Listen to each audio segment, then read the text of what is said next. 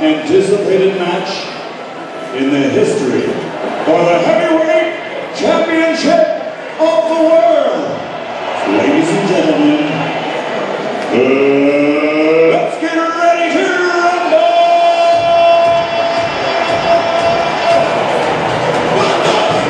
Večeras s vama na Ekonomskom fakultetu u Zagrebu, Mirko Filipović!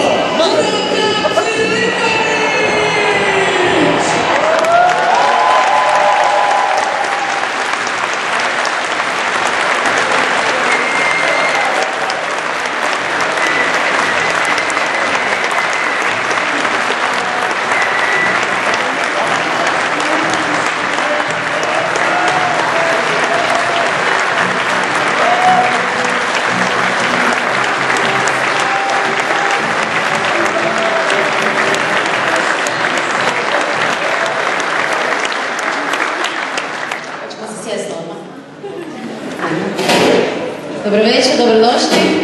Ovo je, da moram predstavljati, Mirko Filipović, Kroka. Ljudi, ajmo još jedan pjesma.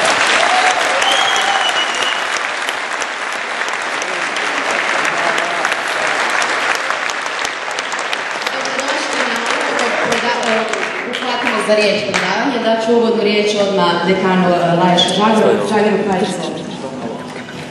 Lijepi pozdrav svima. Sve što sam htio reći zapravo su studenti već potrošili sa najpoblatera. Dakle, hvala svima koji su ovdje, hvala studentima koji su ovo pripremili, našim sadašnjim i bivšim studentima, pretpostavljam da ovdje ima i budućih, jer su škole naokolo blizu. Jedino što bih htio reći, doista mi je drago. Doista mi je drago, neću spominjati nekakve osobne razloge, ali ja sam bio počećen kad sam imao priliku stisnuti ruku Mirku Filipoviću. Jedino što hoću reći, prije nego dam riječ, Mirko Kroka. Mirko Filipović, izvolite.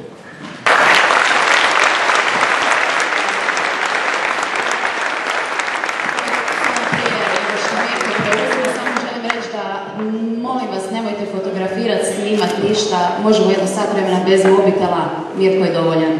Jel' tako? Pa, Mirko, izvolite. Se čujemo mi dalje bez bukice. Evo, pozdrav svima, hvala vam lijepo dočeku.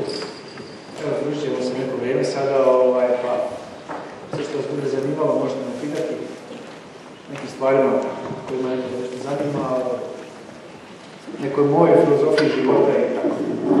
Možda ja sam nešto stavio na papir, jer pametno piše, ali dala pamtim neke stvari o kojima bi možda mogli razgovarati. Evo, to je naša moderatorica koja će vam pitati neka pitanja nekako. Spremna sam sa pitanjima, ali ti kreni sa svojom uvodnom riječi, špicom. Pa ja neki posebno sad govorim, ne znam sad vas zanimalo da... Pa idemo od početka. Gdje je sve krenulo?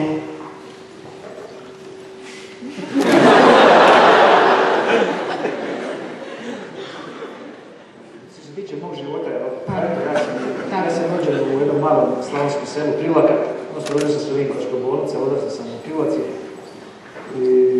Imao sam sretno djetinjstvo, kao i svi mi iz jedne radničke obitelji prosječne.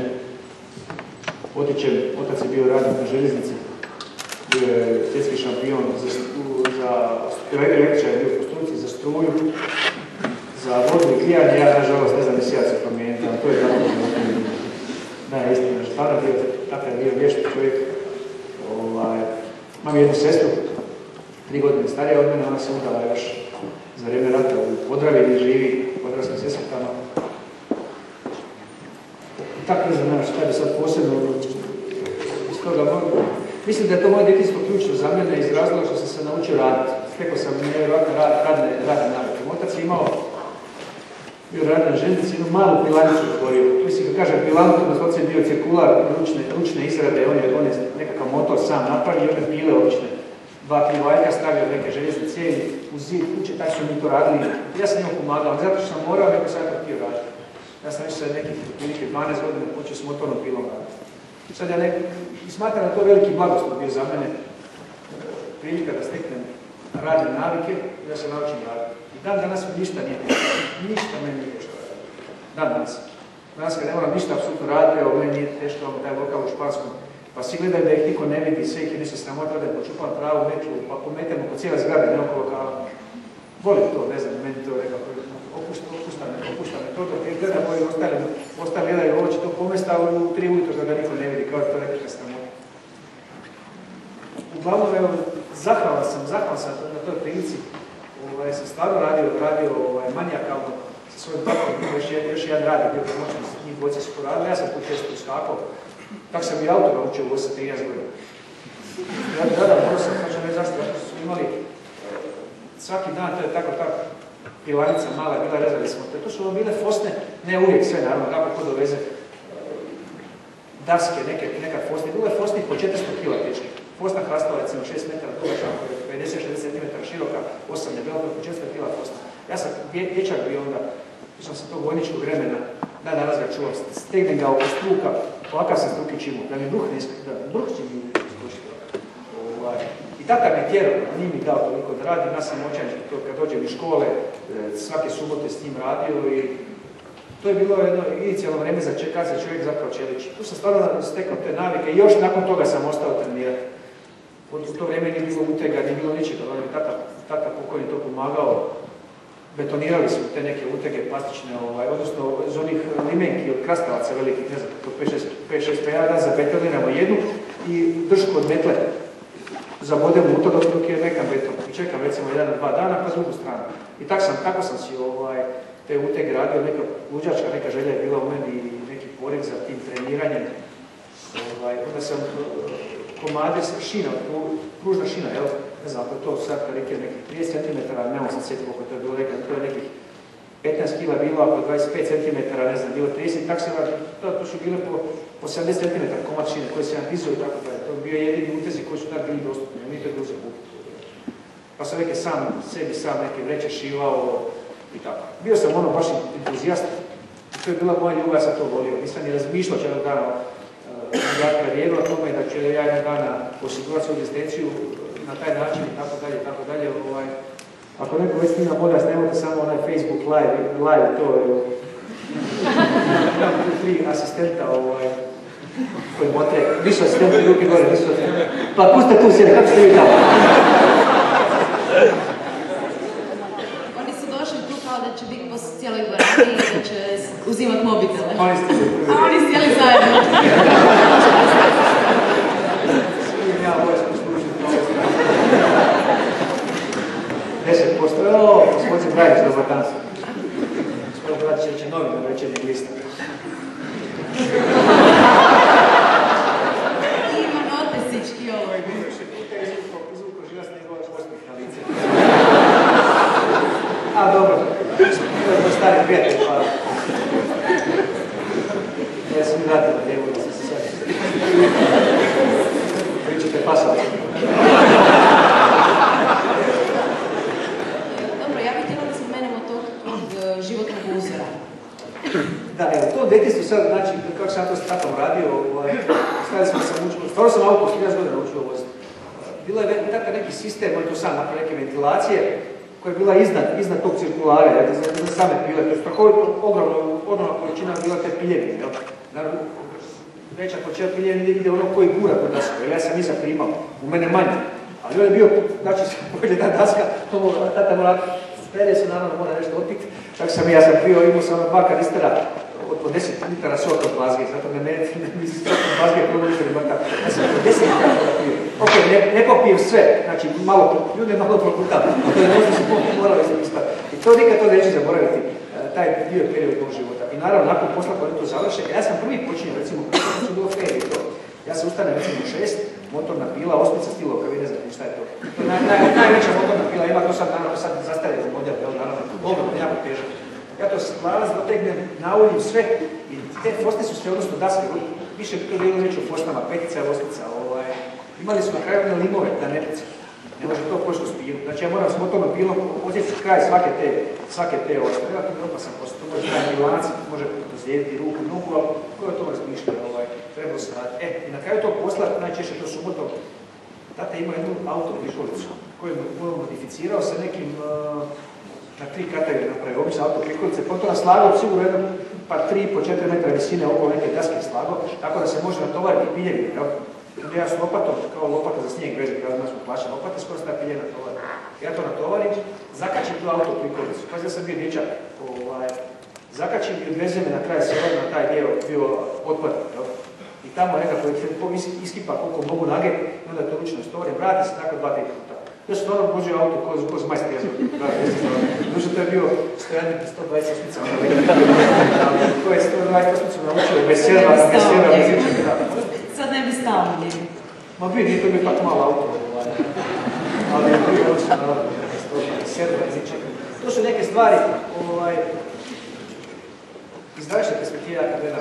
Meni je žao što moja djeca to neće moći proći. To je dobra i pozitivna škola.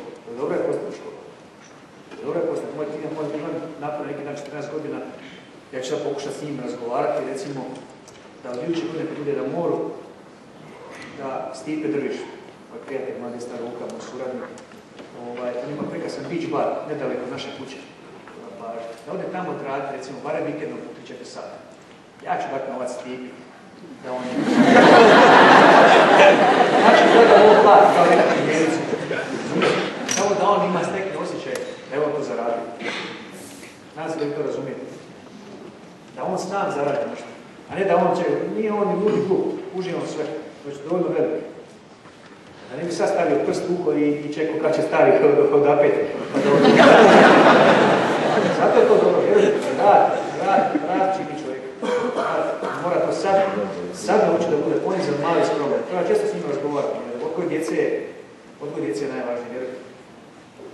Ako sad kad on nakon 18-20 godina, ne može ga Bog pravi više godina. Sad se dijete formira, evo 14 godina, 15. Ja puno s njim razgovaram, neke teme su za njega preteška. Pokušavam ja objasniti. Pokušavam mu objasniti, recimo, taj odnos prema novcu. Da novac nije kategorija koja se poklanja, da novac nije kategorija koja se posuđuje. Da ne traže nikog novac i da ga nikom ne posuđuje. I da ako mora posuditi, da posudi, kaže stara poslovica, posudi koliko možeš alaut. Oprostite, koliko sam posudio. Inače dobiju samo neprijatelj, jer snaš bez novca. To je uvijek bilo. Ja sam tu školu prošao. Ali niko to ne vjeruje. Vjerujete, vi ste puno mlađi od mene svi. Vjerojatno bi većini od vas mogao biti otac.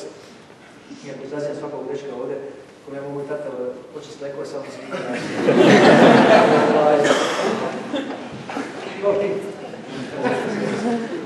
Tako da to su sad ključne stvari za formiranje mladog čovjeka, da ima zdrav odnos prema novcu. Vi ste ekonomiju studirate, bar većina, tako da to je samo po prirodi stvari, vezani ste od neke ekonomske stvari novac, ali ja sam imao i milion situacija gdje sam posudio novac i uvijek na zlo se okrenu. Uvijek na zlo. I ostane bez novca stekne nekako. A to niko neće naučiti, nažalost, ja sam toga svjestan, neće niko naučiti to na tuđem primjeru.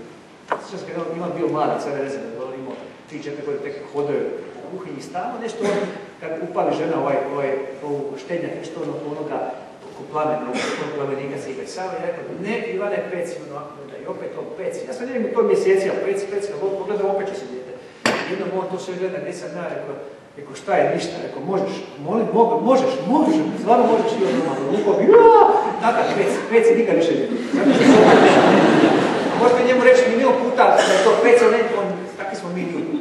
Niko neće naučiti tuđem primjeru. Niko nikad ne učiti tuđem primjeru. To je problem vaš. Pogledajte povijest, da se povijest sve naučila. Idemo malo dalje dublju povijest. Od Egipta i tako dalje do srednjeg vijeka, do sudbina raznih. Hoćete vladara, hoćete od egipatskih vladara, koji su sahranjivali sluge žive sa sobom. Životinje, ogromno kući zlata, dijamanta. Kaže, jednom kad me dokači 2 metra bez geometra, niko nije izgledao. Niko ništa nije odio. I ljudi to zaboravljaju. Pohlepa nas se sve preoze. Ljudi neće da shvate da, odnosno ne mogu shvatiti, ili ne žele. Da ćemo mi na ovaj svijet, sa ovog svijeta, otići tako da samo 2 stvari ostavljene od sebe i 2 stvari ćemo poneti sa sobom. Ništa više. Jel neko zna koje su to 2 stvari? Ne zna, jel? Samo ćemo 2 stvari za sebe ostaviti. Priču o nama i našoj djecu. Ništa više. A odnećemo s ovog svijeta samo cipelu i dijelo koje nas sahrani. I ništa više.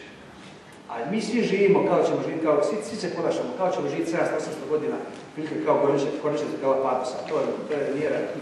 I vječno pisano neka megalomanija i tako da. Meni su iskusni ljudi pričali stariji, svi su žali za jednom stvari. Svi više sa svojom djecom proveli vremena. Vjerojatno velika većina vas nema još djecu, ali ja sam toga svjestan. I s klincima provodim maksimalno vreme koje mogu. Maksimalno. Mislim da je to najvažnija stvar u životu svakog od nas. A ostalo su sve neke sporedne teme. I naravno da je zdravlje. I da je para, naravno. Ali Konfučije je rekao jedan legendarni izrek od Konfučija, kaže: ako planirate godinu dana naprijed, posadite rižu. Ako planirate 10 godina naprijed, posadite drvo. A ako planirate 100 godina naprijed, odgajajte djecu. To je jedna ovako meni od dražih izjava, a pitali mene za moj životni moto, je bio mind your own business ili gledaj svoja posla. To me naučio moj život, da gledam svoja posla. Nikad nisam gurao nos tamo gdje mu nije mjesto, gledao sam sebe, dok će biti dobro meni i moje obitelji. Ne kažem da sam sebičan, ne, pače, mnogima sam pomogao. Odmogao nisam sigurno, ali gledao sam svoja posla. I sad ćemo se vratiti na mog idola, što si rekla, mislim, to bi ja sad ću ispričati jednu vrlo poučnu priču. Istina na sve što ću reći, znači nema tu sumnje. Znači, to je lik iz mog sela, da ga sad ne imenujem, Drago jedan. Drago ništa. Koji je meni iz bolnice dovez, bio je Neazdan Petar, moj kapitan, on je 50. godište. Cijeli život i dan danas mi taj čovjek pred očima. Moja ekipa znaju svi o kojem je riječ, to je bez doživlja s tim, ima strašan lik. Znači, on me 74. godine dovezao, tata je slavio, dobio sina, naravno, nakon čeri, i naravno fešta odmah. I tata stavio mi ruku, naravno se napili, šišali su se. I stavio tata ruku i Drago po mene ide sa Audijem 100, pazite, Audi 100, 74. godine. To je dan naravno dobar auto. A 74. godine u mom selu nije asfalta bilo. I bila su još dva auta, osim toga imao je veterinar ključ i moj stari pokojni Fiat 126. Još taj imao Fiat jer je bio na željeznici, tako je tada su kuće radio. On je bio električar, kako sam rekao na početku, i održavao one bandere u spustu i tako se potpuno na jednu banderu na vrh nešto čačkalo oko onih osigurača i te bandere u podnožju dole. Pukno u podnožju, slona se i skupa s tom banderu, zanimljive bandere, su bandere, nisu to bandere od 7-8 metara. I jas dole na podu. Nije mu ništa ni bilo posebno. Slomio obe ruke, obe noge u ljelicu i sva moguća rebra što smo stežili da je pokaživo. Leže u pojeti 6 mjeseci. Ali tad dobio velik oštak. Kad su te oštake sebi sagadio kuću i naravno ovdje se Fiat 126. Drago je vezio taj, Drago je vozio Audi 100. I prvo Porsche u bivšoj Jugoslaviji. Koliko se Drago polomio. Drago se nikad u životu kuću vode ni naprijed. Bolje se roditi bez one stvari nego bez sreće. I opet imaš sreće.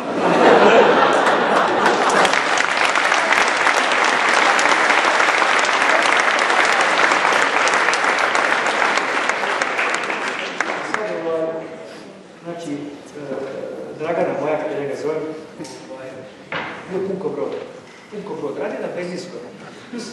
Možete prezentiti na benzinskoj, ali slušate, kako u ono vrijeme, to je više dobro radili, ja se sjećam to kao konzumantu kao vrijeme. Bilo je par nepar, nije se moglo voziti svaki dan.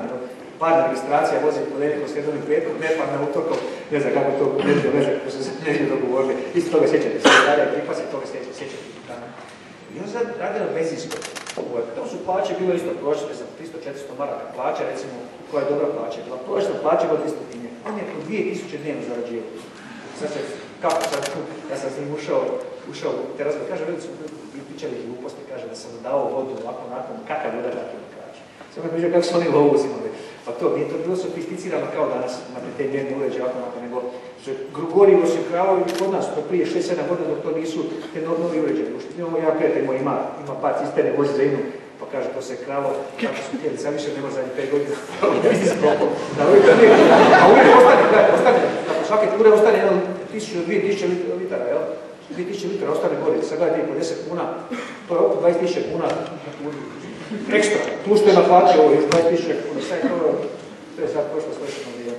E sad, zamislite ono vrijeme kako, to je nekako te pare, ti benzin, ne znam, po ljeti ima, ne znam, veći volumen, zimi manji, bla, bla, pa onda oni uvijek nekakvu razliku, i kad natoči puno, uvijek mu ostane, on isto će toliko kad točio, ali uvijek ostane zbog tih razlika u tim parama ostane par tisuća. Znali su oni klepiti po 10.000 litara. Znači ono smijeni, dođe, on mora iskrcati to, nema gdje, ne zna nije ustati ko će to auto ili kanister. On mora doći legalno, ako onda milicija onda vidi, gotovi.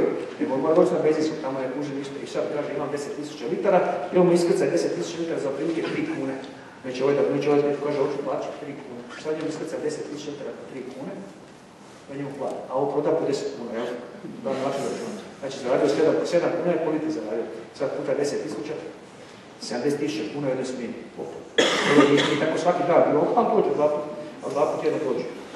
Kaže, tako je to biznis, taj biznis je tako cvao, to je ne možete vjerovati. Da on dođe, bio ovako mamu, žene su ga volile, bio stvarno ono baš fucking pravi. Od 6 se, svoje luda dođe. On dođe cijelu noć mamu, nije od oka sklopio. Dođe, recimo, nedeljom ujutru. Ne zna gdje je, mrtav pijan dođe. I kaže, ovaj se stanio prije, pazite, plaća 200, 300 marka. Pa dođe mrtav pijan, glava ga boli u smjeni, ujutru u 6-7 kada je smjena i kaže, drago si umar, kaže, on pogledate mogu. I ovaj u džep i kaže, aj kaže, evo ti 500 maraka, pusti me da odradim i tvoj smjen. Ne ste se dođete odraditi, sad ne možeš raditi, evo ti 10.000 kuna, pusti radi i tvoj smjen. Znate kog čon za čon? Ovaj moli Boga da odradi tvoje ili on mrtav. I tako. I šta se dogodilo nakon 4-5 godina? Dao otkaz. Dao otkaz čovjek mi više.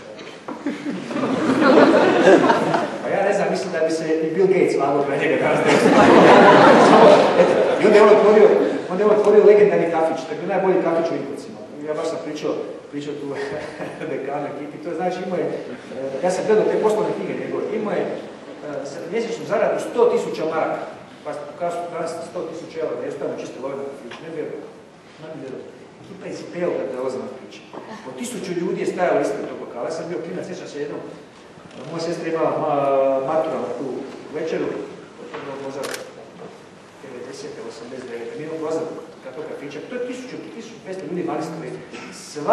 Svakog petka, svake subote, svake nedjelje prosjek prodao po 30 boca balantane viski. Znači za vikend proda 90 boca viski. To ne bi vjerovali kako to odlično. I kako život okrene se. A to meni, zašto to meni bilo? I dođe neka 2 lika. Izvršno su bili, htjeli su kupiti od kafića, kafići šopići. I nude mu 800.000 marka. Što nam ovdje? Znači da čujem. Prođe 3 godine, tamo zarati, za godinu dana zarati. I naravno ga je prodao ga za 120.000. Na 120 rata. Ne znam da je to sve. Došao te, i sad, zašto je on sad to studio? Imao je, znači, pun kao brod. Znači, imao je gliser od 12 metara. Ja sam bio klinac, 5-6 godina, to je u jedne, ajmo reći, 80. godine. Jedno smo na Savu išli, on inače na cijelo leto na moru, ne znam, 1. maj nešto, znam da se na Savu išlo sad je tamo kod Babine Grede, tamo nekako bio neki skut, pa to je bilo šov, čovjek za gliser da je u Savu, to nismo ovdje da se znači, to je hvala. Sad, naravno, kad je to se otišlo u Pragu, oni dalje nastavili trošiti, naravno da je tu bilo opetljena kocka, to je normalno čovjek ne može potrošiti, ili moraš narkoman ili kocka, ne bio kocka. Kocko, čovjek prokocko se. Ja ga jednom pitam, išli, ja sam ga svuda vodio sa sobom, u Japan, i u London, jedno su Amsterdam, ja pitam, pa dobro, konju jedan. Pa rekao, moguće s toliko dugo, nije palo na pamete, sačuvati je to. Kažu, nikad ne palo. Ovo bude ekonomsko pomoću. Konju, koliko si imao najviše love? Imao jedan vatrostalni kovčeg na tavanu. I on tu stvarno, zlato, poluge zlata, ovako do duka, svega. Koliko si imao love? Kaže, on ne znam, se stalno vadio, kaže, za kocku, ovako, onako, kaže, znam se jednom broju, tu radio, kaže, nešto sitno preko 1.000.000 maraka. Kada? Kaže, on ide početkom 80. Imao on to lovu tako. Zamislite i koja je to lova bila 80. godine, 1.000.000 maraka keša.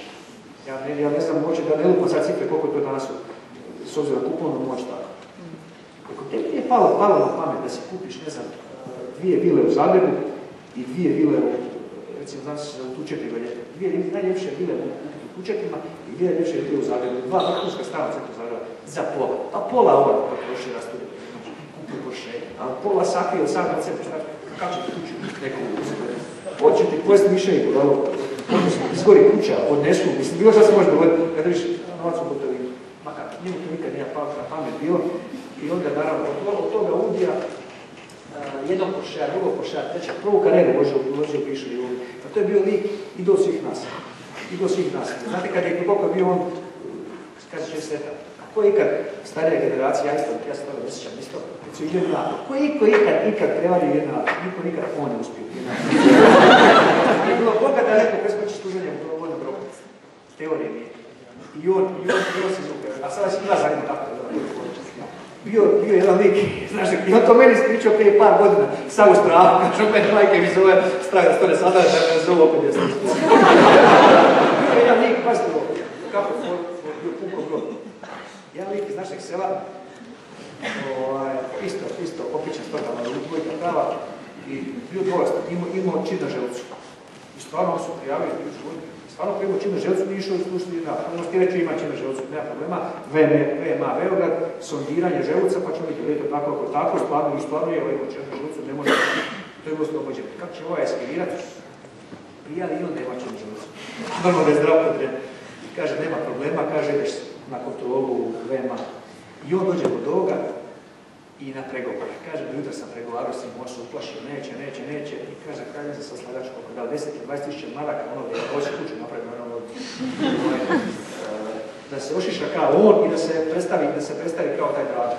Dao mu drago svoje dokumente, ovaj se ošišao kao on, pa koliko sličili, ali eto, frizurica ista kao ovo i ništa, i on tamo neko pomagao. I spadajmo na sondiranje drago, knjižno sondu stavio će na želucu i metu, dobio pečat, doće ga zato kuće vrata, će ga zato neku pričanu postoru i tako čovjek kriminalski. Znači kad ide. Kako se to život lokada ide, kako se lovao? Investicije 0, ulaganje 0, strategija i taktika 0, to ćemo sad doći do toga. Strategija i taktika 0.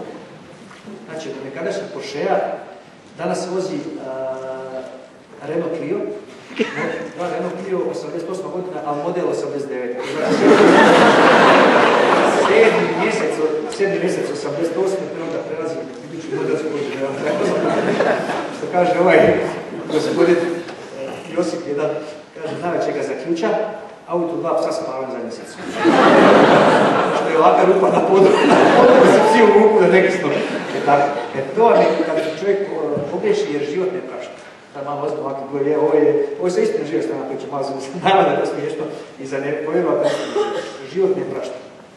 I to imate jednu priliku i nikada nećete. Nikada drugu nećete dobiti. To je nastavno stvar. A ja sam se zakljao sam sebi, kad sam došao u Zagreb, te 94. godine,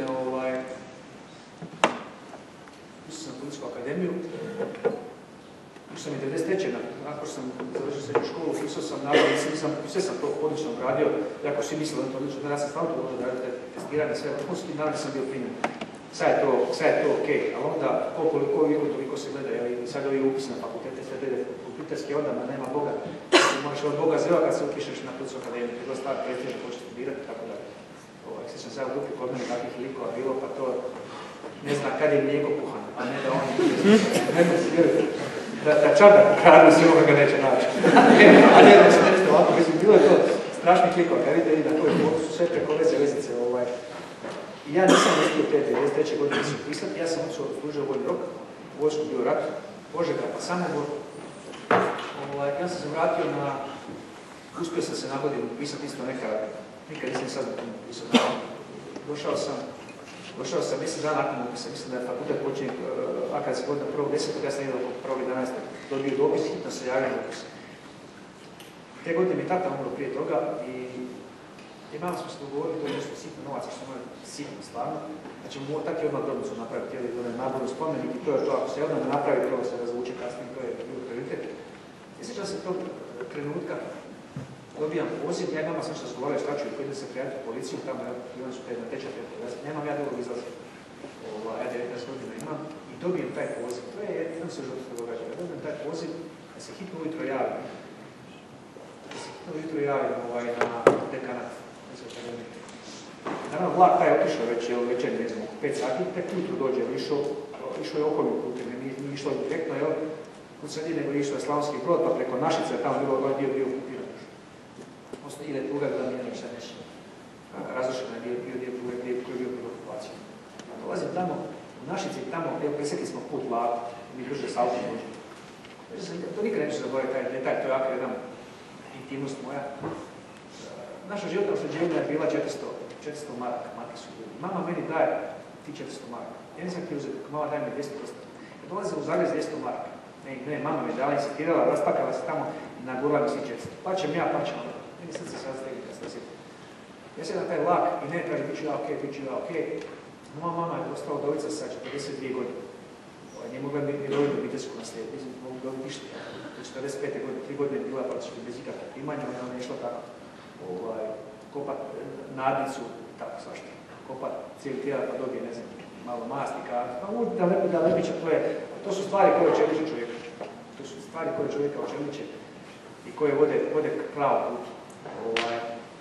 Ja dolazim u Zagreb, moj dolazak iz Različa, sve sam poznao Zagreb, sam u Samoboru bio 7 mjeseci u vojsci, koliko toga sam znao. Ja dolazim na ne znam gdje ću, dakle ja sam otišao na Policijsku akademiju, prijavio se, kao što se počinjem na to, ili gdje sam dobio. Ja ne znam gdje ću, pa imam 400 maraka u džepu i ja u Zagrebu. Ja blage ne znam, idem u dobu na Savu, tamo su bila 2 puta koje sam ja poslučio, sam bio u vojsci, ako ja stigao, kaže, nema problema, značajno se, oni su spojili ta 2 kreveta, nikad to zaboraviti, on sam neću. Mladen Temper i Ozoško. Spojili smo 2 kreveta, ja sam spavao na između, na onoj dasci, 2 večer, na kraju onda taj Mladen otišao cure spate, 20 dana, da sam ja kupio sobu, ilegalac bio onih odlasa, pa sam kupio da sad sam bio nekog lika iz Krapine koji je putovao, ali dobio sobu tako. Po 400 maraka sam njemu postijelio. Ja bez kune nemam, kune nemam. Sad, da ne ispada ima nekakav mučenik je to, nego sam želim pisati šta je jedna borba za život, jel? Ali to je mene spasilo. Ko ne prođe tu školu, to me očeličilo za dalje život, vidite. Ja odem, opet me Bog pomilki, morate imati sreće nekad, odem u Besti i pitam, odem u Besti, pitam tu u šefcu, nikad to zaboraviti, nikad to želim zaboraviti. Pamtim kao terije, ljude koji su mu pomogli, najteže tucima, ne znam kod vas znaju, bio Kramarić, Mic Kramarić, koji je ta vlasnik, ja kod njegove žene koja je vodila tamo, ja rekao, gospođo, molim vas, ja nemam šta jesti, što mi dati posao, i kaže, Marko, ok, 60 maraka ti na noć, petak subota. Da ću ti, žena se sažala i pružila mi ruku, ja to ženi nikad neću moći zahvaliti. Sam je vidio tako tada, ali evo, ne znam, sad neko kaže, to ženi treba bilo šta, ubreg ja bih rezak dao. Žena je pomogla kad sam ja bio gladan. Ne volim pomagati sad, ne treba, šta ću sad pomagati. I ja počeo raditi i sad nakon toga nekih par mjeseci ovi su uveli neku matineu za klinci 7. i 8. razred, nas matineu od 7 do 9 dana, 2 sata za klinci, ne treba tu samo jedan redar da ih uvede i izvede, šta se klinci. I to je bilo ludo vrijeme kad dođu ove lujke, specijalci, dođu tamo, šta će ti zade pištolje, pa to što je bio živ, ne znam, dođu ove specijalci iz Rimskih ovih, pa to je bilo, mislim, izgubit ću ove glave, šta si tamo. I ona kaže, ko će raditi, ona svakog je radio, isto 60 maraka. I kaže, ona radit će Filipović, kaže, njemu najpotrebnije. To nikad to želi zaboraviti neću. I tako istekla ta godina dana, naravno, mogu reći da me je imao se nekog budog cimera, a Lujka, brate, bio, taj čovjek je već nekim drogama bio. Puro se sjeća se, što najgore on isto izgleda tako. On se puro na Kurt Cobain. Stavno sve neke postavi Kurt Cobain, što najgore on isto izgleda kao Kurt Cobain. Plavo koško nikad pute, neke čizme razvezane i vječno neki Kurt Cobain. Jednom sam ja, dođem ujutro s posla uz Besta u 5 sati, a on ovako hrpa baruta. Uzeo 10 puti petak i sve te barke, ja najde, kako pušim ovdje na ten baruta. Sam ja volio da zaključava vrata sobe. Otiče me kontrola, ja sam bio u prizemlju, ako baš bude neka frka, povjeću kroz prozor. Ja s tog prozora sjetim, malo sam kupio nove tenisice od prve plaće, ima neke poderane stare, i sada ispravim kao kulturno, cime stavit ću na prozor, kako šakle da me spadaju, sad ću na tenisice. Ujutro ja ovdje nema ništa. Ja u prizemlju stavim. Daj mi je sad znak, jedno ti.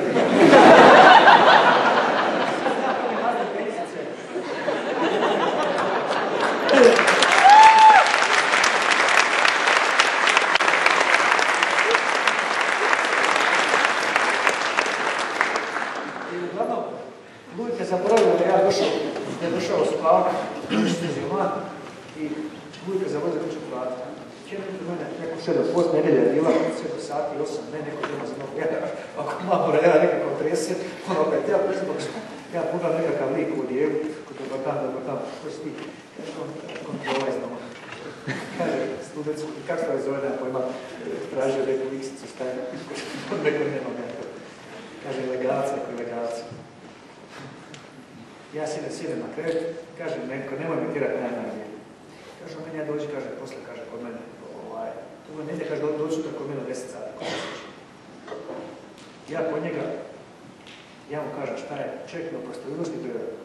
Čovjek mi kaže, okej, ja šta da sad ti kažem, ako možeš prostiti, ako ne možeš za cijeta jedna riječ. I čovjek mi je bio čovjek, jer kaže, opet vas treba nekad bi Bog malo pomeniti. Čovjek mi je to oprostio, i njemu sam isto beskreno zakon. Za njega je bila sitnica, nije ništa to košta. Nije mogao mi izbaviti stvar, mogao reći, ide odmah van, taj dobija, taj što mi je prodao, njega bi eliminirali, neko drugi držio sobu, kome su ako tebe ne pomeni. I tako da sam se prebacio, kako sam počeo raditi u Bestu, nakon godina sam se prebacio jedan mali zračić u Špansku. I to sam plaćao, taj sam rekao 300 maraka, radio sam tamo u Bestu crničio, ja sam počeo parala s tim trenirati, ja sam shvatio sam da jedino to je način da izvuče sebe i svoju majku iz vidje. To mi je najgore bilo mama, ja znam, mene mama zove, pita sine, ne treba šta, ako ne treba, ja ne mogu nju pitati, ja nemam ni za sebe. I tad sam shvatio jednu stvar, sad ću se opet sad smijati, naravno, ali istina je to živa. Kao što je Al Capone u jednom intervju rekao čemu duguje svoju strelovitu usponu u svojoj toj kriminalnoj karijeri, zapravo toj hijerarhiji, kaže, na početku svoje karijere shvatio je najvažniju stvar. Toga novina, koja je to? Shvatio sam na početku da ću puno dalje doći sa pištoljom i lijepom riječi nego samo slijepom riječu. To je istina, nije to zaista Al Capone rekao. Znači on je bio ljubazan, dođe u pregovore, evo pištolj bijeli ovdje. Sve lijepo, kako ste, hvala, lijepo. A ja sam shvatio tad jednu stvar, da jedini, bio sam iznimno talentiran za ovo. Fantastičnu genetiku sam imao. Predispozicije tjelesne, bio razgiban špagu, onda radio 2 stolice, da danas se mogu raditi. Bog me nadario sa tim nevjerojatnim tjelesnim performansama. I shvatio sam tad da jedin to način da se izvučem iz bijede, tad Ultimate Fight nije bio u perspektivi. Jako slobodna borba Ultimate Fight datira još iz stare Grčke, kao pankras, bila jedna disciplina na rednim olimpijskim igrama, ali ljudi su borili do smrti. Ali tek počinje 93. zapravo priča, to je smo gledali, zašavali smo se, kako se neko može tako ići mlatiti, užas u kavezu, bilo jezivo bilo. Ja sam meni bilo ljubav kickboksa. Ne zapisuješ u porade sve. Pazi, sjedim se. Šalim se. Tad sam ja shvatio zapravo da u ovom sportu vredi jedan zakon, pa će me platiti koliko vredim, pa da ću vrijediti koliko treniram. To nema tu druge priče. To što se sjećao se dan, ja sam išao, naravno, ja sam 3 godine položio na Policijskoj akademiji, svako jutro sam, dakle, ja sam svako jutro išao na fakultet. I to sa Save na okutištu Dubravu, i onda pješke do nikad nisam autobus, a to je zanimljivo, nikad autobus nisam sjeo. Znate gdje je Policijska akademija, tamo iza ove nove bolnice, na Ušimuću, da. To je za pješke išli. Uvijek sam bio sam, muk samotnjak, dođem mrtav, mora jedna najveća treninčić. Ujutro su, naravno, pogledali su u 4:30, da trčaju na nasip, vratim se, kad sam bio u Španskom, tamo sam trčao po Španskom, i tako da. Rekao, bilo to neko ludo u meni, ja sam shvatio, jednostavno sam više nisam mogao pukosati. Sam se izašao iz tramvaja kod 200 kroz zgrade. Tijelo mi to nije više moglo podnositi, toliki napad. Ja sam rekao, za fakultet uvijek ima vremena. A ovim sam sportom je nešto pokušati mogu napraviti dok sam mlad. Tako je bilo. Mi samo žao, cijela priča isto, mami sam običao ću diplomirati, ali nikad nisam diplomirati. A vraću se nekaj ja treba za neki počasni doktorat.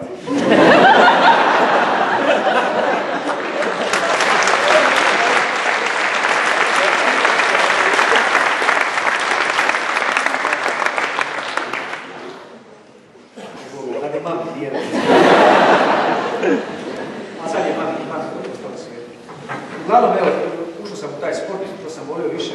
I puno mi, znate koliko sam volio poruka, recimo na Facebook, jave se ljudi oče tamo druže. I kaže, čuj, ostao sam bez posla, jer može kakav sajt, htio bi se početi baviti s tim. Da zaradi, htio bi ući. Ne mora ko ja zaraditi, ali evo, ne zaradi ništa. Dakle, za stan, kuću, neki biznis, tako vidite. Ti nemam ništa zaradio to. To mora biti tvoja strast, ovaj sport mora biti prvo strast, mora biti ljubav. I to se mora početi kao rekreacija, baš kao strast. Tek onda ako si van serijski tome, pa polako brate, sad bi on dobio otkaz, sad će pa nema šanse. Nema šanse, apsolutno nikad. Onda ljudi misle da ne želim pomoći ovako, ako ne može, to mora biti dječja ljubav, strast, da bi ti prijesli. Ide s matematikom, to nikad neće novca, nikad. Jer s uspjehom će doći novca. Ako ide u to samo radi novca, neće taj reći, nikad uspjeh neće, nikad. Imao sam na njih koliko hoćete ih dolaziti prošli u svojim dvoranu, XY ljudi, pričam se jednog momka, ljudi koji me tuže. Ja sam lijepo nacrtao, rekao sve i objasnio, dečko je bio malo sporiji za svaka. Ja sam pomogao, bilo mi žao mi to dečko bilo. Varaždinac, isto mlad dečko, 20 godina upora, došlo par treninga, rekao, malo ostane s nama. Ja sam mu čak i stan platio. Dao sam mu 500 € džeparca. Bez ništa zazad nisam tražio. Samo rekao da pomogu da budu uskoči kad mi treba malo zbog boksačke škole i tako dalje. Ja sam lijepo stavio da patviše traša, a tu nikad nije napravio. Recimo njega je mučio sprov, znači ovaj zapad, kad stojite pa neko se noge baci, onda kad je idete u poziciju streka se naglo bacite. Sam bio za specijalist za to, imao sam dolaziti sam eksplozijan uvijek i tako dalje, on to nikad ne shvatio. Znači mi su ovako usporevo su, spustili su nogu, uzmu ga za dole, ali bio dobar postač, ali na podu nije znao ništa. Spusti ga dole, od 10 godina izgubi 10. Kažem vam, moraš svaki trening zagrijavati 100 sprova. Aha, napravio 3, ja ne gledam i onda ovo čupe. Ja sam se na njemu se dočio, a bilo takvih x ljudi, jedna stvar, jedna poslovica koja prati, kaže, pomozi si rotu svoju sramotu. Ništa nisam tražio neka, ništa, zaista ništa. I kome god sam od tih momaka pomogao, nikad ne bi uzeo kune. Ja znam kako to dešlo je krvalo. Nikad ne uzeo kune do tih. A taj mi vratio na jedan ružan način, mislim, nije on to svjesno kvar, nego ja mi pokušao sam neki savjet dati kao iskusniji stariji, on je bio u vezi s nekom curicom, on je imao 21, ova je imala 19. I kao oni su u vezi, on bi se ženio, kažem čovjek, on bi se ženio. Živi u tom stanu gdje sam ja plaćao, očekao čim će ženu dešavati. Kažu on, neka mi ćemo zajedno, ona je studirala na DIF-u. Ne, to je ljubav, koliko si imao ti cura, kažu nešto to mi je prava. Nemoj ti sine zvedat sad, znaš. Ne, rekao, razmisli malo i više još stvarno, neću ja petljati tvoje odluka, ti si punoljetna osoba, rekao, a to je ti moraš ženu privući. Ljubav, kad siromaštvo uđe na vrata, ljubav izlazi kroz prozor, stara radna poslovica. Ti moraš ženi što pružiti. Šta će ti ženi da pružiti? Prvo počet ćete živjeti, razumijem, od zraka, ljubav, kada će to tražiti? Sva ljubav se potopi vrlo brzo. To mi malo stariji znamo. Kako to ide Znači, mora se brići za tu ženu. I ne, će se ženiti i dobro. I stvarno se žene ukažemo će biti, ja ti želim sve najbolje. Rekao, taj brak neće trajati godinu dana. I on nemoj tako govoriti, ako ja to u najboljem namjeru ti govorim. Moraš razliti, još si pre mladi. Ti i ona prva 19 godina, nikad to nekad prije 100 godina kad se iz vojske radi za 5 godina, ne se neviš. Da si za muškarca ravno prije 30 kad se ženi. Koliko toliko ne se situiraš. Ja sam se ženio onda, kad sam se ženio, ja sam sebi kupio stan, jedan kupio stan, drugi, imao auto, imao ušteđevine, moram nešto pružiti toj ženi i barem mi to je tako moj stan. I tu mi je krivo, ja sam pogriješio. Znate šta vam ispadne? Ja priznam svoje greške. Svako od nas voli biti pametan. Evo kako kaže ova stara poslovica, kaže kad bi pamet bilo na prodaju, sam bi kupio svoju. Evo svak misle za sebe da je pametan. To mi je krivo što sam pogriješio. Istrčao sam s tim prognozama za brak. Ja sam ima rekao, znači brak traja godinu dana i tu sam pogriješio. Priznam i to mi je žao. Brak traja samo 8 mjeseci. Da 8 mjeseci i rad. Šta će raditi? Čita ga ko vlaku sam rekao, pa kako sam ga meni. Kako možeš ti izađe iz curo? Sad ćemo se gledati. 1 vikend, 2, 3 i onda treba plati režije, imaš ti para, nemam šta i marš. Tako u životu uvijek, uvijek tako. Koliko meni puta moja žena rekla, kako mi sjedimo, ako sam ja uvijek ne idem lete čini, idem u Japan, ili sam ovdje, ili sam ovdje od trenizi, ili pripreme. Kaže, šta će nam sve to, šišaš ti to sve stop, te Boža, rekla, jela, rekla, kaže ona, voljela da sam postanari, a da smo stavili skupa svi na okupu. Znate, rekla, znaš kako mi priče bila da smo postanari? Da smo postanari na okupu. Pa za 2 tjedna, rekla, jedan idu se pobrini, znači da kupiš veći stan, djeca se može da stobi pred cijenu mjesečno. Znači nikad, u prevodu ne valja nikad, je tako? To sam pravo ne valja nikad. A to je tako, ima jedan vic, moram to ispričati, ja poučam vic, slušajte ovo. To je onaj dogovoreni. Da. Kaže, jedna, ovo istinit vic što je najgore. kaže jedna poznata farmaceutska kuća svjetska, kaže, otvorila je eksperimentalnu, kako je nazvao, javnu kuću, ne u smislu nekog seksa, nego javnu kuću u kojoj će žene moći proći svog idealnog partnera. Oni su platili najkvalitetnije muškarca na svijetu koji će biti tamo i u kojoj će žene koje uspiju doći u priliku da biraju tamo i zabrati idealnog partnera. I sad, naravno, pošto se javilo 100 miliona žena cijelog svijeta, to je bio boom veliki, bilo izražaje, još trebali su, jel? Ko će napraviti? Vi sad, ovako, prva sedmica koja je zvučena, sva ustrepala, nije se udavala, već blizu 4 banke, ono ludilo, znači konačno naći toliko razočarenja i sad ona dolazi. I tamo je sad ušla je, doveli su je tu, to je bila velika staklena zgrada, i uveli su oni u tu zgradu, sad kaže dalje se piše upute, kaže ušla, sad kaže upute za korištenje ovog objekta. Kaže, ovaj objekt se može ući samo jedan radi velike potražnje i nikad više nećete moći ići. Kaže, na ovom kuća sastoji od 7 katova ili 6 katova, ne sad sjeti da je kućna pozicija. Kaže, na svakom katu su nalaze muškarci. Muškarci su poredani po kvalitetama. Kako raste katnost, tako raste kvalitete muškarci. A zapamtite, u ovoj kuću se može samo ući jedanput i nema povratka na prethodni kat. Nakon što se poputi kat gore, nemate pravo predomislice i sputi se doma. Čak ono, jeste spremni, izvolite kaže. Došla ova prvog kata, samo na vratima piše, na ovom katu su muškarci nevjerovatno zgodni i fantastični su u krevetu. Šio, ona gleda sad, buta knedle. Sve neka spadala oko nje bila cijeli život. Buta knedle, pa neće sad ustati da se još napraviti. Što mi se onda u katu kaže, na ovom katu su muškarci nevjerovatno zgodni, fantastični u krevetu i vrhunski zarađuju. Gleda, pa kaže, život kaže, tamo gdje spijat, ma idem još jednom ću uspijat, kaže, kad sam toliki miliona jazičina. Pa se ona opet kako gore kaže, kakvi su muškarci nevjerojatno zgodni, fantastični krevetu, vrhunski zarađuju i obožavaju djecu. I ovo, to se vam neće ostaviti. I ovo kaže, ovo je gotovo, oče ući neće, oče, i ovo kaže, Bože, ne uspijat, pomozi mi još ovaj. Sada nam sljedeći kad, kaže, ono kad su muškarci nevjerojatno zgodni, fantastični krevetu, vrhunski zarađuju, što sam rekao, djecu i jako su romantični. Sad još dva kata. Ma kaže, ovo je ludilo, pa ovo me pogodila sreća ili bar još jače. Koga se ono na taj prezredni kat kaže, ovo kako su muškarci nekako zgodni, pa kašne krevetu, vrhunski zarađuju, jako su romantični, obožavaju djecu i pomažu kućanskim poslovima. Ova se koja pada, nešto gotovo. Kaže, evo kad sam dotle došla, kaže, ide se popet na taj zadnji kat, kaže da uzme džek, popusti sljedeći kat, kaže, na ovom katu nema muškaraca. Ovdje samo da bi se dokazalo da ženama nikad nije moguće.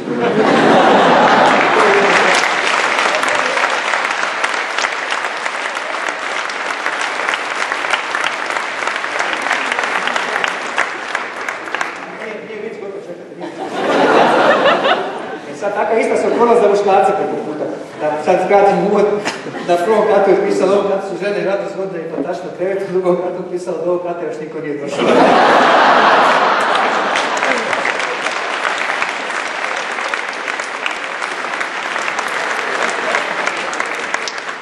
Prijevod znači da muškarci manje kompliciraju nego žene.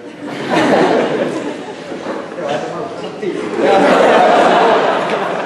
Pa Fidel Castro je za mene Ari Šogajša. Znate što je Ari Šogajša? Šepavi mrav japanski. I to sam naučio. Da, morao si naučiti, to je moj japanski došao tu. Pa smo ga tako nas se naučio, kako se kaže šepavi mrav. To je neka naša poštapalica. Čekaj, šta ste vi njega naučili? Jo.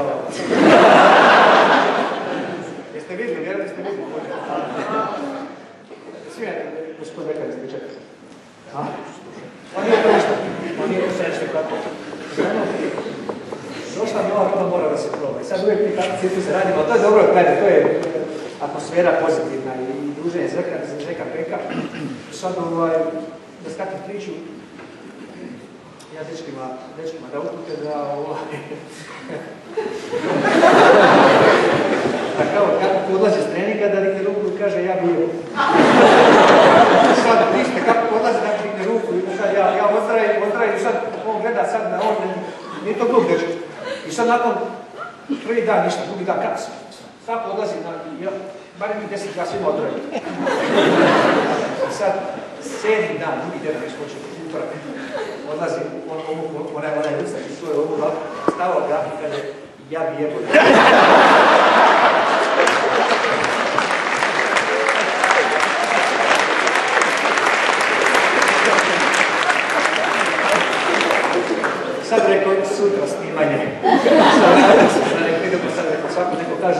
bio je Sale, bio je ovaj Ante Delija, kao sad, bude nam lakša prava, prvo je rekao Delija nešto, kaže, evo, super ćemo krenuti, trenujemo ovdje kod Mirka, odlično, Zagreb je super grad i ono na kraju. Sad ide ovaj drugi, sad ide ovaj treći, i sad onda na engleski reći, oni misle to znači dođenje, da? Sad je samo pozdravna grada Hrvatski, i on to odaje ovako i ovdje, jadni, jel?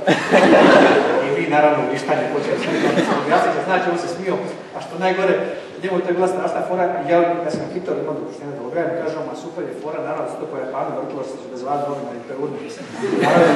Naravno da sad ne mora reći kako se sad pozdravlja kad odlazi svaki dan na klubu i kaže, onda mrtav ozbiljna, pa znam što Japanci, mrtav ozbiljna nickname. I nikad nisam vidio takvu upornog lika kao to, ne možete vjerati sad su Japanci, da sam nekako vezan za Japan. Znači, nevjerovatno, on je 22 godine postao olimpijski pobjednik u judu. Možda disciplina koja je najteže uzeti zapravo zlata, s obzirom na konkurenciju i držinstvo. U teškoj kategoriji preko 100 kg. Nevjerovatno, nevjerovatno. I to je zapravo lik koji ide preko granica svojih mogućnosti. Ja što mu kažem, ja sam se tako borio s njim 2 puta sam ga pobjedio. Kad je došao kod mene, došao i stvarno sam ga spremio, nikad nije u ovakvoj formi. Možete prepoznati njegove prednosti i mane, iskoristiti prednosti, to pravi trener. Sad sam imao program kojem trener, ja mu sad kažem, neko jutro imamo program, taj tako trči, sve je to zapisao sebi i rekao sam trčimo progresiju, ovo je dobro što su ove legendarne. Rekao, krene sa 5 km na sat, to je hod rotacija. I svaku minutu za kilometar diže, pa ide na 5 minuta na 6, minuta na 7, minuta na 8, na 8 već počne trčanje, na 7 je brzi hod, sad minuta 9, 10, 11, 12, ako dođe do 17, bit će super. Znači on ima 110 kg, nije to neke atletice što čovjek od 110 kg koji nije baza trčanja, naravno, to je jako teško, malo čovjek priča, jako teško. I onda kreni sičeš 10 puta pauza i vratiš se dole, znači kreni se 17, je lakše sa 17, minuta na 16, minuta na 15 i ideš na dole. I što bi ja, onda od 9 došao, ja u 10 dolazi tegvala da obiđem, jedna vozim cipu, čak se mogu noge. Ja sad došao kod njih vratila, preslačim se, vešeraju, čim je neko stenje smarira, pada, što je bilo? Ja rekao, mali moj voli učaj, najmlađi cirkus radio, znam, odala ga žena otići, šta je, ja otvorim vrata, on je u sabitnoj agoniji, pa šta je sabitna agonija? Čovjek trči na traci i umire, on stenje, čovjek mene ne vidi, ja pritičem tamo, rekao si lud, jo vidim, on vidim 10 na sat, ja stići tako, ne zna čovjek gdje. Sada je došao po sebi, došao knjigu, čovjek poklavio. Pa rekao, dobro, rekao, šta si radio, si otičeš? Ja sam postičao, kaže on, sve od mene objašnjava to kako on, kako sam rekao, od 5 do 17, i onda od 17 došao do 10, do 10 se pada čovjek stenje. Rekao, dobro, kažem, ja, koliko si pauza napravio? Pa to ne može, otrčati onaj, kak se ovdje zove, Gabriel Selassie, onaj kimijac, to bez pauze. On je nije čuo pauzu, ja sam to njemu rekao. Znači, to živ mrtav napraviti. Znači, to živ mrtav, to je kod. To je nešto sve čovjek tu sviđa strah. Ne, ja sam to rekao, to je za njega sveto pismo i ja nema Boga da ostane. On je vjerovao, ja ne očekujem. Kod je sjedni, da potrebno dodao muka ruku. Ali on će dosta čuti, sad tako podne nikad, šta je japanski nekad vidio. Da mi kod njaci da mu te fore prodati balkansko. A dobro, njemu je bilo drago stvarno da se prihvatio i lijepo se prihvatio. Pa, uzeo si mikrofon. Ovako, ja bih malo vezano za nas mlade. Da nam daš, pričali smo i mi, da imaš dosta poruka za mlade i one tvoje 3 faze života. Mislim da su to sve neke poučne stvari koje bi mi mladi htjeli čuti. Dakle, definitivno vaše stavove razmišljanja koje imate sada i prioriteti, možemo reći prioriteti koje imate danas, će biti potpuno suprotni kad napunite, kad uđete u moje godine. Ne znam, kad će na vas u 20, 21, 22, kad dobijete svoju djecu, kad ne bude neke, kako bi rekao, neke neizvjestnice, kad živite, većina vas zapravo ne zna će se baviti u životu. Jel, nešto ne znate gdje će vas život da će vas, kada će to znati u Hrvatsku, da će neko traži sreću u Njemačkoj, Irskoj, Švedskoj, nekako gdje je. Ja tih nedoumica nemam. Nisam ja baš tako sad star, 42 godine, nisam baš ni mlad, ali dobro se osjećam i dobro radim, treniram. Znači ja tih nedoumica nemam. Ja sam svoj život, se kaže, ispunio. Ja sam praktično u mirovini sad nekoj sportskoj, nekoj životnoj, nekom naponu snage, nekom stvaranju i tako dalje, ali opet poučen iskustvom ovog legendarnog Drage i ostalih. Najbolje što rekao sam dogoditi je megalomanija. Znači, ja imam dovoljno imam za normalno, za moj stil života. Ja nisam bahat lik i prepotentan, mako šta misli o tome. Vrlo sam skroman lik, jer sam jednom bio gladan, ja sam se zaključio, nikad više gladan neću. I vjerujte, svaku kunu prevarim 5. Svaku kunu 5 puta prevarim. Ne znam što sam škrt. Ne. Ja sam znao sad, ne smijem to ni pričati. Ne smijem te stvari pričati. Dođem na aerodromu u Frankfurtu.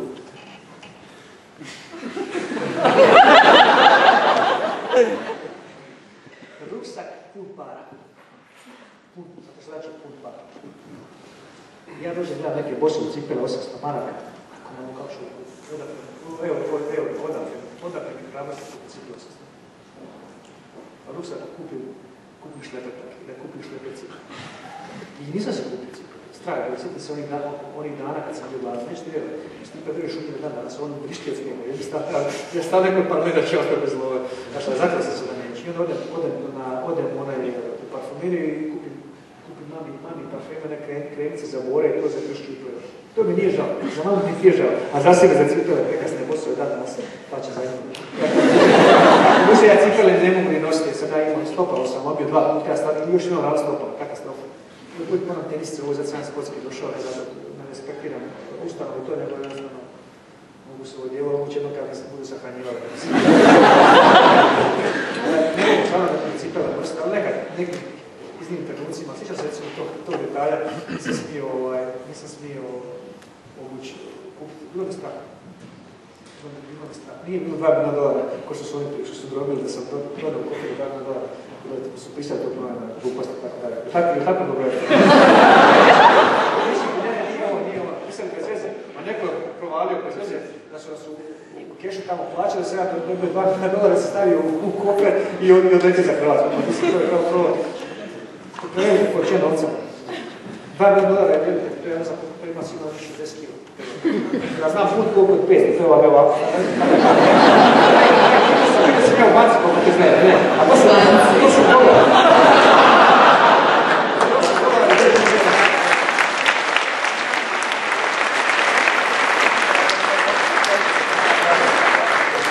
Vraćamo sam ja, to vam je 200 puntova po $100. 200 puntova. Prevelika kažem, ko mi 5 puntova? Streljali. Nemoguće to. Ali to bitno se to napisalo, sedma sila je da to su ljudi rekli, navodno i čuo sam, kako je dominaju se meći neki bez veze, vjerojatno su se napušili. Ja znam, neće ta vas pozvat, stvarno vole majice se napušili, sve tako ukosto pričaju. I tako je rekao, njemu njima je to bila fora. Evo kaže, pa to je najgangsterskija stvar koju sam čuo, ako je to istina, kaže. Naravno, novinama stvarno, ja uzmem $2 milijuna. Šta sam, se prekresti lijevo i desno i otići nekom dat kolok iz slobodne borbe desno. Ali još se jako tvojera, još ima dobre živce, ali živce se stanje. Neko će dojeti tamo. Ja sam htio reći 3 faza, to je istina života, 3 faze života, svakog čovjeka. Zapamtite to. Znači, ja ćete se smijeti, ali to je naprosto istina života. Svi imamo 3 faze, ja sam sad u 3. fazi, a vi ste vjerojatno u 2. Faza života svakog čovjeka su dobro tata, druga je daj stari veseli, treća je tako je govorio moj tata. Ja sad znam, ja sam sad u nekim godinama kad znam da je moj tata bio pravo kad govorio. A kad imate 18, 19, 20 godina, mi svako misli da je od nas da je najpametniji, naravno, to nema uporište ni u iskustniču, nego što će me neko pričati prazno sve. Ja sad mislim da znam sve, a ne znam ništa. I svaki put kad kažem, sad, ovo je zadnji put da sam pokušao neku foru, ne pođe dugo, ja dobijem odmah telefon, samo gledam na nemogućicima, tako najedno A to se najviše dovoljno s novinarima. A ne sad ozbiljno kažem, kad god, koliko sam se puta opekao s novinarima, nastav naprosto kakav posao, častan težak posao. Ali jednostavno ljudi traže senzaciju, njima treba senzacijalno nastav, pogotovo sa pojavom internetskog novinarstva. Ljudi idu, neće snaga nekog portala ili uspješno da se mjeri po broju klikova, koliko je neko njegov članak. Tako je moću staviti nastav nekakve gluposti. Šta god, mi smo bili u Krakovu, u kratko na borbi, imamo borbu u UFC-u s ovim Kozaka, kad sam imao, ja otvaram portal, kaže, kako se dogodilo nešto strašno jezivo, ja otvaram da vidim šta mi se dogodilo. To možete vidjeti, kad javiš. Ja otvorio, bili smo, kao bio sam rekao na dan posjetu Auschwitzu, kao i par tisuća druge djece, djeca bila, sad djeca moraju tamo iz osnovnih škola, srednji moraju ići tamo iz posjetu, stranaca tamo. Ja čitam jedan takav natastar. Naprosto traži taj senzacionalizam. Ali to se nekako preslikalo i na društvo. Nažalost, i ljudi se u današnje vrijeme nekako cijene i po klikovima, i po lajkovima, i po komentarima. Naravno, to je sve to izgubilo. I sad je moj zadnje gostovanje bilo N1, taj novinar me zvalo, evo da je Petrino 15 poruka, kume, molim te, a pa me nazvam telefon, molim te, puno bi mi značilo, ma ne, molim te, kume, toliko bi mi značilo, dođeš, pa to je ludilo, direktna prednost, molim te, ide u Beograd, ide u Sarajevo, Hrvatska, sve toliko, molim te, značilo, mi čovjek mi izmaltretirao se, ne na kraju ja došao, pa molim te, samo opušteno, reći ćemo o sadašnjim stvarima i nešto malo budući neke lagate teme. Čovjek je hoće okopati po dadama i je, hoće se danas. Sve ja rekao da se te gleda, koda sam nije, meni neugodno, čiji je neka prenosa, to ne znači da kada je podne dak, ću pozaljepiš. Ovo ide, stavi na pazite, ne voli kaže, neko stavi pred zid, sad misle da će ja biti pušiti zato što su mi rekao prenosa. To ne zanima, neko sam lijepo tamo, u direktnom prenosu. To sam zapravo stim bio da sam, jer sam te htio ispustiti ga. Ti sad meni ideš u neke gluposti, ali nemaš daviš, ako nemaš neke normalne teme, ne umiješ, sad ste zvakući. Evo sad sam šta ne rekao. To mi je ispričao prije 2 dana, kao za prijetnju.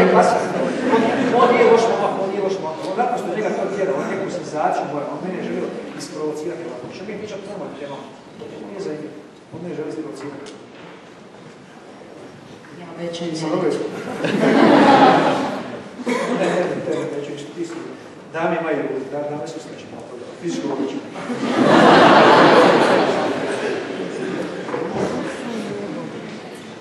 Ja imam ovdje zapisane viceve. Nećemo sad smo ozbiljni. Sad ću vam mama jedan recita ubaciti.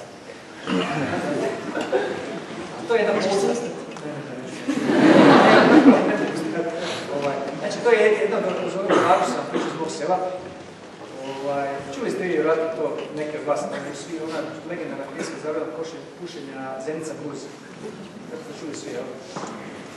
Zenicu kada pođem, ja pratim, ne, 5-6 brotova, okružni su, ja rekao 12. Uglavnom, sada, prije te pjesme, to nema arsenalno, prije te pjesme, Nela drži jedan monolog, koji se meni usjetao pamćenje. Nikad ga zaboravio nisam. Strava mi to bilo, to nekom bilo banalno i smiješno, mi je to stalno drugo doći. Taj lik iz mog sela Draga, vi vjerujete da nisam sebi prošajak i to zbog njega. Radi malo. Da, tako ti kreće na malo i na kraju si kupim Porsche i onda sam stalno se tresao i dan se tresao, možda ću ga prodati. Kako je strah, stalno mi to rekao, to tako on kreće tim Porscheima i okrivano se sve u životu. Da, nije neko straha, danas rekao, s čim se njega sjetio. Znači, taj monolog, taj monolog drži, vrlo je poučan. Vrlo je poučan monolog, jer sam ga zapamtio. Možda želim zapamtiti, želim da se zaboravim. A ide ovako. Kaže, pamtim to kao da je bilo danas, kad je babo Atif otišao od nas. U ruci mu piva za navedu značka FK Sarajevo i kaže mi dosta iz svega, žene i djece i kuće, da ga neka nostalgija vuče i da se radila bude čeka. A mi smo djeca čučali s Jorgana, kao što je koliko Fatma Bona, pustnika je Bona, krat će svom sam kad sve probije. A prođe od ta 13 Bajrama, a babo Atif se ne vrata. Kažu da je pohađat će sakve u vozi. A ja sam letio u Facinu raju, šlicu kafu, nario po travu i prodavao farmerke. Mislio da ima nekog šlifa za to. Zaboravio riječi na puti babe Atifa u rijetnim trenucima dok je ovaj bio trezan. Sine veli koji ga zaraju i zanemaruje tako. Završit će karijeru, on je razredno radi. I fakat, kad Murija uhvati Omera i ovaj proklja posle 2 šamara i reče u raju sve što zna. Zaboravio bio se zajedničke akcije, zaboravio bio se zajedničke ternike, zaboravio bio kako se njega morao u gradu Laku spasio do Laja. I sada u miru istražu zatvora razmišljamo riječima na metli babe Atifa. trenucima dok je ovaj bio prijezan. Sine veli, koji igra za raj i za nemaroj tak, završit će karijeru u nižerazrednom radu.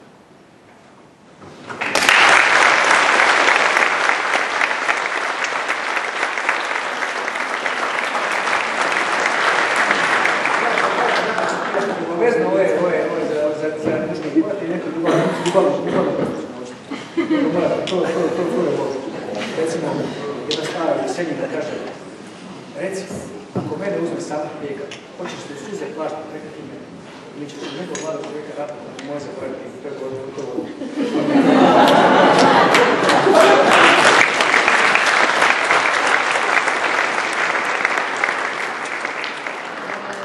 Sad ćemo preći na pitanja publike. Nadam se da imate neka spremna. Evo ga. Cure sa mikrofonima.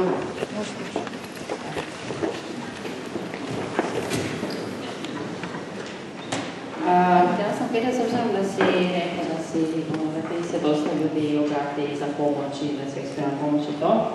Kako je to kad ti imaš baš pravu strast za nešto i stvarno ti stalo toga i voliš to, a neko ti dođe i kaže nešto banalno kao ajde ti mene nauči sve to što si ti naučio iz ljubavi, iz nekog rada i ne znam čega, ja bi malo dimao ove. Kako to djeluje na nekoga kad ti tako nešto voliš, a neko dođe i kako to obezvedi, ono s nekim svojim glupim razlogom? Pa ne znam, nije to sad... Kažem da to ne ide to tako. Ja se uvijek često, to ne ide tako kako oni misle. To je neizgledilo taj način. Sad bi neko, vjerojatno voliš kako bi se neko zaradio veliku lupe po noći na sportu. To je bilo pitanje, jel? Ja sam to htio čuo nešto. Ne, nego u smislu ono kako, mislim, ne znam, ono, očito to uopće ne uzimaš srcu kad ti neko dođe s tako nekim glupim prijedlogom, ali onako... Nije, pa ne, dođe ja to srcu ništa. Mislim da je to naprosto ne treba ništa. Ljudima padaju takve stvari na pamet. To nije način da se ne treba uspjeti. Kao ja sad idem gledati košarku u NBA i sam vidio malo Šajića dalje kako raste. Ne idem tako. Ne idem tako. Ne uzjavam srcu, mislim, to je masno montažno da nema svako i takve stvari padaju na pamet. A dobro, često pomislimo da je nekako lako. Može on, možemo i mi. Svako ima pravo. Može ovdje? Imam ja jedno pitanje. Koja je vaša zapravo najveća motivacija da se uspjehe koji ste postigli? Ovo je javnosti neka priča. A jesi, Drago Kusarica je malo, Drago je bio u smislu da pazi kako ne treba raditi, ali motivator, to je kako. Ja nisam imao nikakvog Barbalu, govora, kako je to znate Barbalu, priču Barbalu. Znate ne znam što pričam? Ne. Pa kad je bio Luka Bečić, kad je bio pa kad morate su dragi Barba Luka, ne Bogura, ili Izbetković je bio neki njegov dakle reći. Bogura je stavio neko mjesto direktora, ja sam koji su seljani, tako Barba Luka, dragi Deus naši, ja nisam imao Barba Luka. Znači, Isus sam sam o sebi. Sam o sebi nema. I svaki, ja sam skužio taj, da bi postoji mogućnost da naplate svoju ljubav. Ja sam to volio, bio sam nadprosječno dobar, eksplozivan tjelesne predispozicije fantastične i to bio izlazi iz bijede koja mi se smiješila neizbježno. Jedino koji je na takav način sam mogu izvršiti. I što je bilo to ništa. Vladi najbolje moguće. Evo imam jedno pitanje. Koja vam je najdraža borba onako koju ćete posebno pamtiti? Koja je najdraža borba koju ćete onako posebno pamtiti kroz svoju karijeru? Svaka mora biti draga. Kada pitate koje djelje najviše voli. Sve mora biti draga.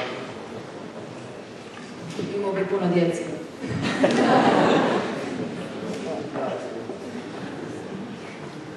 Evo ovdje je jedno pitanje. Mi se svi mladi manje više susrećemo s nekakvim kriznim trenucima u kojim prestajemo vjerovati u sami sebe. Vjerujemo ovako kad sa nekakve udaljene perspektive gledamo Mirka Filipovića, vidimo isključivo uspjeh. Ali možda ona nekakva unutarnja borba koja je bila, kako ste uspjeli te teške trenutke nadići i nastaviti u nekakvom, naravno, pozitivnom smjeru. Život je puno uspone padao, kako nas. Svi imamo svoje uspone padao. Od sporta, od biznisa, od prijatelja života i tako da. Ja sam takav lik, karakter, da nikad ne bih volio, nikad sam nikad ne bih volio duhom, i uvijek je samo naprijed. Kad su neke najteže bile ozljede, da sam doživio ozljeda puno, kad bi velika većina odustala. Ja to nisam radio iz neke glade za novcem, nego sam radio, to je nekako moj posao, moja ljubav, moj život i tako dalje. Meni je sad žao, ja sad gledam te borbe, ja se naježem, ja bi nađe skinio ovdje sad nešto bolje. Ne mogu iz tehničkih razgovora na boli koji, iako svaki koji nemam uzela radio, mislim, još mogu ja još, da sam se skinio polješenje, pomažem u sparingu, još se stara kad ja ne da. Ali moram biti to bolje na prolazi cijelu i tako dalje, da ne mogu neko izbilje prijatelji rad, ali da će bolje biti moja ljubav do kraja života definitivno. Mislim, to je fakt, to bude imao, ne znam, doživio sam 10 godina, niče to je opet fakt, to je naprosto, naprosto moja ljubav je moj život. Ja za drugo ne znam. Sad ja imam jedno pitanje, jel bih htio djecu svoju, mislim, rekao si da ti sin ima sa 14 godina, jel bih htio da ide u tom smjeru, u tvoj sport? Ne bih htio, to neće ovisiti u meni, ali neće on to htjeti. Da bi neko na ovaj način išao, ovaj put mora biti gladan. Moja djeca nisu gladan, srećom, eto, ali sad ja to ustavim, da se to ne odu neku devijaciju. Da ne pomislim da ne mora ništa raditi. Zato je dobro da ja tamo počnem raditi nekakve projekte, ako malo kondoram to shvatim što znači za razvoj, ne samo stani dalje. Ali ono bar 15 kuna po satu. Nije biti koliko nagradio bi ja njega, samo da on ima osjećaj i još je od mladih, 14 godina, ali ne nadam se mi koliko djece su napredni 14 godina, kako da razmišljaju kako se to kombinacije i... Da. Imamo gore pitanje. Može dva pitanja samo. Kako se spremate za vašeg protivnika i drugo pitanje, koliko ste stvari odrekli u mladosti zbog ovoga sporta i u toku života?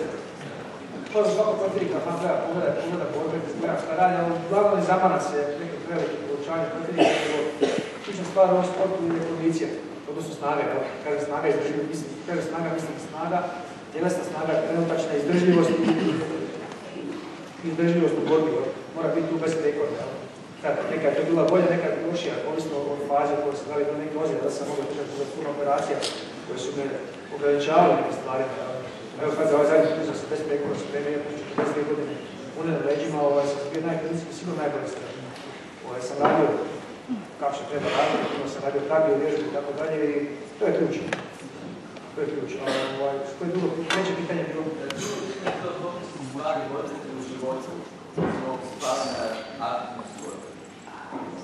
Smo ne stvar primata, sam se ja ničeg odreku posebno. Kako se nisu dok se recimo vaše pretrična zabave, druženja? Evo ja sam i onda i dan danas smatram, izlaške te diskotekama, nikog smatram to čistim gubitkom vremena. I dan danas. Šta će tamo? Ne znam, ja ne znam šta bi ja tamo radio. Nešto pametno naći u 3 ujutru, ne znam, nekom Sokolu, u ne znam kako ti doći tu do Cune, neće niko naći, nećete naći ni pametno, nešto ni dobro, to je samo od batina, do negdje, ne biti ispavani,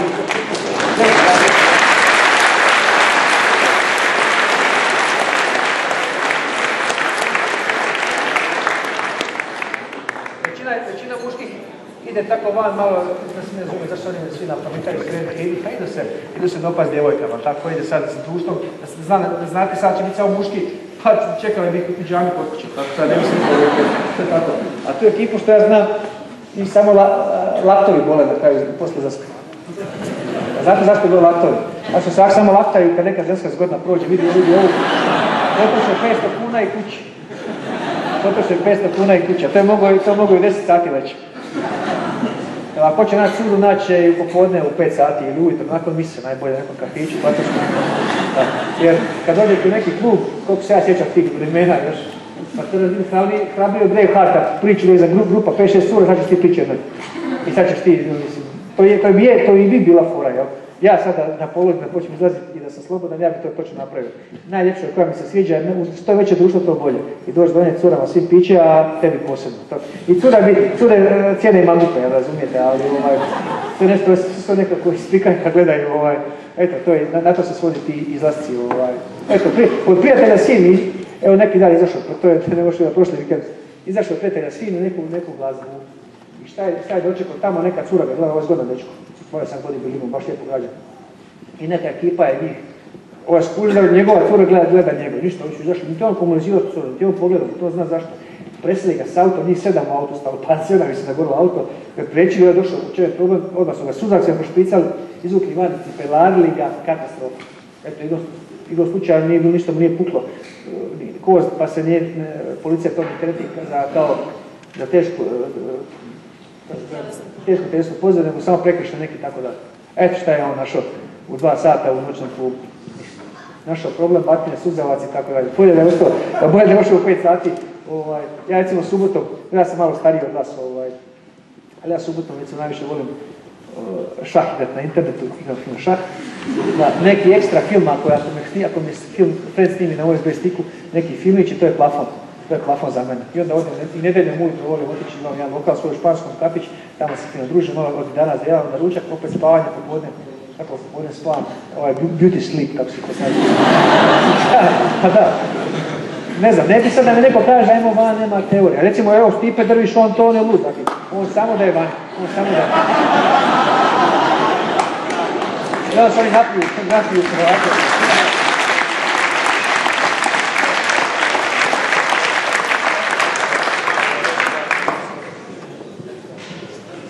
Imamo još pitanje tu. Evo Mirko, jedno malo laganije pitanje. Ja samo teško volim. Što se tiče tih putovanja, dakle SAD, Japan, ako možete podijeliti neku od anegdota. Evo, meni osobno je najdraža ona o Rusu i biciklu koji je išao uspravno. Pa ako postoji možda neka bolja anegdota, a bit će dovoljno i repriza. Ne znam ja koje smijem pričati, to je truda. Ne treba biti već si opsovao dovoljno. Evo jedna od jačih anegdota meni, nisam što nikad pričao. Znači, ja sedim mojim frendom, znaju da će o kojem veće, sad ga ne bitan. Ivan. Sad neko ime, ko za dragu, kako se rekao. Sad su mi ostali tako te, ne znam ko je to moralo, ja sam ostao dan dva duže, rekli Pesko stanica, s nas dvojica vraćamo. Sad stariji gospodin bio.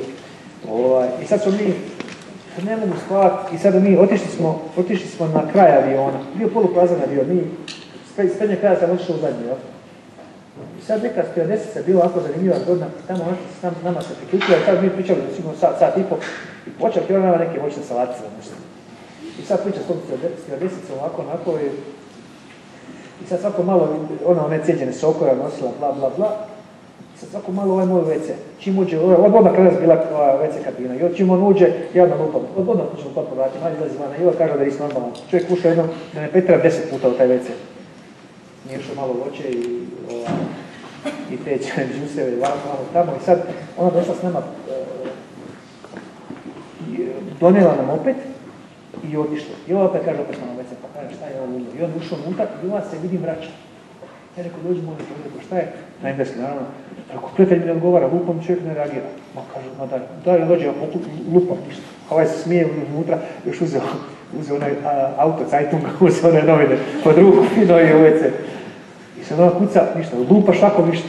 Lupa opet ništa, ovo se smije budala, neće ništa da govori, mislim da ja lupam. I ova se uspaličila, kaže, dolazim odmah. I evo ti nije prošlo 30 sekundi, trče neka stewardesa i još 2 frajera. Valjda kopilot i ne znam ko je to bio.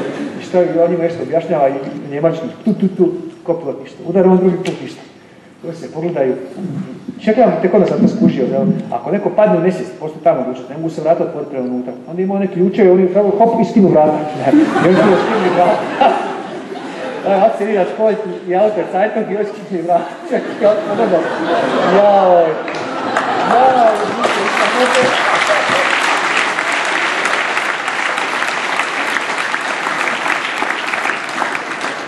To su naravno jedni od najblažih anegdota. Evo imamo još gore pitanja. Evo ja imam jedno teško pitanje, ajmo reći donekle lako.